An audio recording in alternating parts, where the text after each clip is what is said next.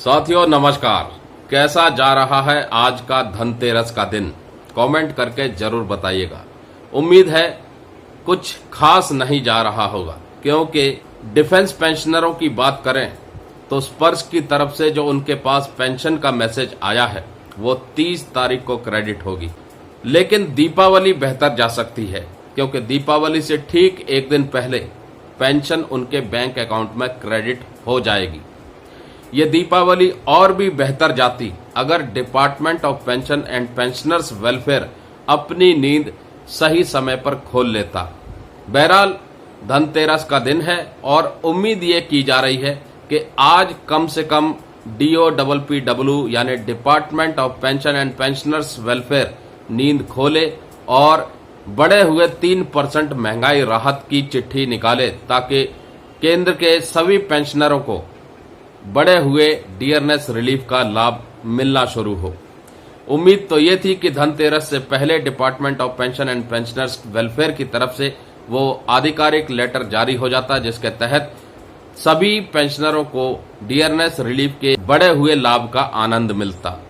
केंद्र सरकार की तरफ से केंद्रीय कर्मचारियों के लिए और पेंशन भोगियों के लिए 3% महंगाई भत्ते और महंगाई राहत में बढ़ोतरी को मंजूरी तो दे दी है, लेकिन सभी लोगों को अभी मिलना शुरू नहीं हुआ है। उम्मीद की जा रही है कि कर्मचारियों को तो उनकी सैलरी के साथ बढ़े हुए DA एरियर का लाभ मिल जाएगा, लेकिन पेंशनरों को इंतजार शायद और करना पड़ेगा। तो इस बार की धनतेरस और इस बार की दीपावली कुछ मिली जुली रहने वाली है, लेकिन अगली साल आपकी धनतेरस और आपकी दीपावली बेहतर से बेहतर मने, उसके लिए जरूरी है कि इस दीपावली पर आप जरूर कुछ ऐसा करें ताकि एक साल के बाद आपको अच्छा खासा प्रॉफिट मिले, और उसके लिए जरूरत है सही समय पर विकल्प चुन के सही जगह पर इन्वेस्टमेंट। जी हाँ दोस्तों, धनतेरस का दिन है। अगर ज्यादा पैसे नहीं है तो थोड़े बहुत पैसे से भी आप इन्वेस्टमेंट जर्नी स्टार्ट कर सकते हैं, SIP के जरिए भी, म्यूचुअल फंड के जरिए भी। और अभी तो बहुत अच्छा मौका है जब भारतीय शेयर बाजार में अच्छी खासी गिरावट है, और इस गिरावट में आप अच्छे स्टॉक को चुन करके अपने पोर्टफोलियो में शामिल कर सकते हैं, ताकि आने वाले 3, 4, 5 क्वार्टरों में यानी लगभग एक साल में आपको अच्छा खासा मुनाफा दे दें अगली दिवाली तक।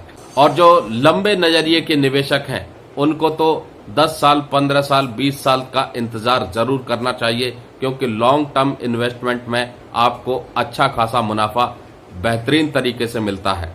बहरहाल केंद्र सरकार की तरफ से सैलरी और पेंशन आपको टाइम टू टाइम क्रेडिट कर दी जाएगी, लेकिन अच्छा होता कि धनतेरस से पहले ही क्रेडिट हो जाती। अब दोस्तों प्रॉफिट की बात कर रहे हैं तो 8वें वेतन आयोग को भी नहीं भूलना चाहिए। केंद्र सरकार की तरफ से अभी तक 8वें वेतन आयोग के गठन को लेकर के क्लैरिटी नहीं आई है, और ना ही किसी और फॉर्मूले पर क्लैरिटी निकल करके सामने आई है। उम्मीद पूरी की जा रही है कि अगले 4-5 महीनों के भीतर अगले पे रिवीजन के लिए, अगले पेंशन रिवीजन के लिए 8वें वेतन आयोग के संबंध में कुछ रास्ता साफ हो सकता है, जिसके बाद केंद्रीय कर्मचारियों की और पेंशन भोगियों की सैलरी और पेंशन रिवीजन के लिए केंद्र सरकार अगला बड़ा कदम उठा सकती है।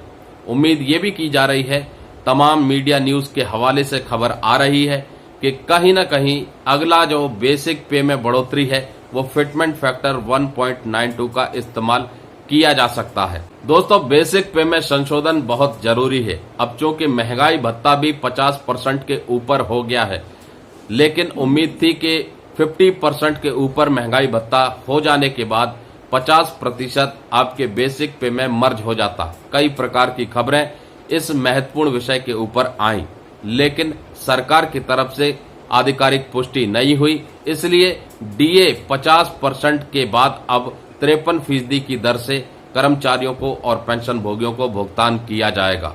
DA के मर्जर को लेकर के भी किसी प्रकार की आधिकारिक पुष्टि नहीं हुई। बहरहाल खबरों का सिलसिला जारी है, एक से एक बढ़कर खबरें आ रही हैं, social media, internet, news media, तमाम जगहों से, लेकिन जो आना चाहिए वो नहीं आ रहा है। उम्मीद है कि जिस चीज का इंतजार कर रहे हैं करोड़ों केंद्रीय कर्मचारी और पेंशन भोगी, वो भी उनको जल्द आता नजर आए। बेसिक पे के संशोधन की चर्चा करते हैं तो इसलिए किया जाता है क्योंकि बेसिक पे का संशोधन इस वक्त बहुत जरूरी है। जिस तरह से महंगाई बढ़ रही है, केवल महंगाई भत्ते और महंगाई राहत से ही पार नहीं पाया जा सकता। इसलिए जरूरत है बेसिक पे में बढ़ोतरी की, क्योंकि बेसिक पे अगर बढ़ती है तो ओवरऑल ग्रॉस सैलरी भी बढ़ती है, ग्रॉस पेंशन भी बढ़ती है। बेसिक पे के आधार पर तमाम तरीके के अलाउंसेस, तमाम तरीके के पेंशनरी बेनिफिट्स और पेंशन भी निर्धारित की जाती है। और इसी महत्वपूर्ण विषय को लेकर के कर्मचारी संगठन और पेंशन भोगी संगठन पिछले कई महीनों से केंद्र सरकार से मांग कर रहे हैं कि जल्द से जल्द 8वें वेतन आयोग का गठन किया जाए, ताकि केंद्रीय कर्मचारियों को और पेंशन भोगियों को तय समय पर यानी जनवरी 2026 से रिवाइज्ड सैलरी और रिवाइज्ड पेंशन मिल सके। अब देखना यह है केंद्र सरकार अगले पे रिवीजन, अगले पेंशन रिवीजन को लेकर के क्या फैसला लेती है। नमस्कार, जय हिंद, जय भारत दोस्तों।